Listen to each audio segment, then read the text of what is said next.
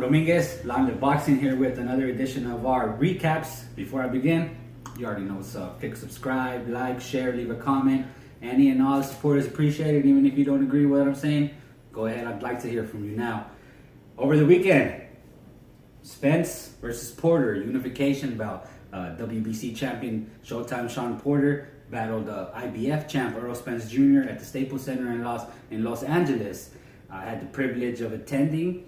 I was at the press conference, at the weigh-in, at the fight, so there's plenty of footage on our Instagram, long_live_boxing 365. Be sure to check it out, and on Facebook, Inside the Ring with Manny Marrero and Sean Hicks. Now, as far as the fight goes, that's my initial reaction. That was a lot of people's reaction after the fight was over. It was definitely not a 9-1 fight like Vegas and a lot of online betting sites had it. Some had 11-1 on Spence to win, which was extremely disrespectful to Shawn Porter. Shawn Porter is not a 9-1 dog to anybody. You don't care who it is, and he proved it. The marginal difference between two elite talents was the 11th round. Well, credit to Shawn. In the boxing game, you have to take risks. You have to take certain risks they're just saying, you have to give ass to get ass, meaning you're gonna take punches in order to land your best shots. Shawn Porter came in on the 11th round, very aggressive. It was a very close fight. Wanted to separate himself, got caught. He wasn't hurt. He got up, started barking, "Let's go, I'm coming." Before the 12th round began, he was still yelling. And these two guys were very even.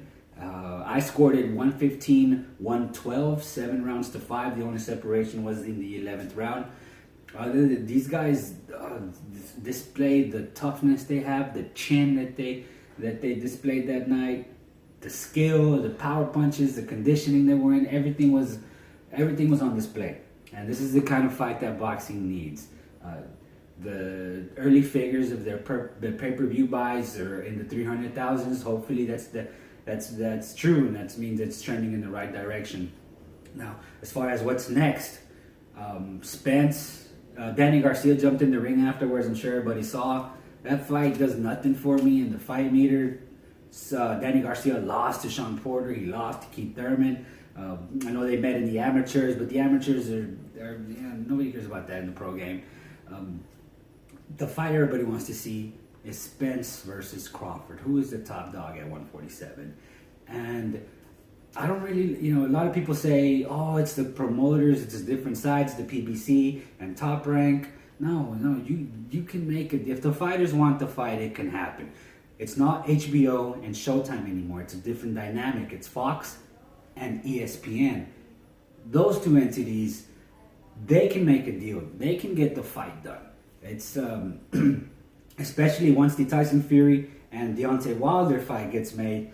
That's a PBC and Top Rank cross promotion. There'll be a blueprint for the Terrence Crawford Errol Spence fight. So I really don't want to hear that. Oh, the promotion companies, this different promotion companies, rivals. That no, the fight can get done if the fighters want it. Both fighters are saying publicly that they want it, but deep down, somebody doesn't want the fight, and that's why it's not happening.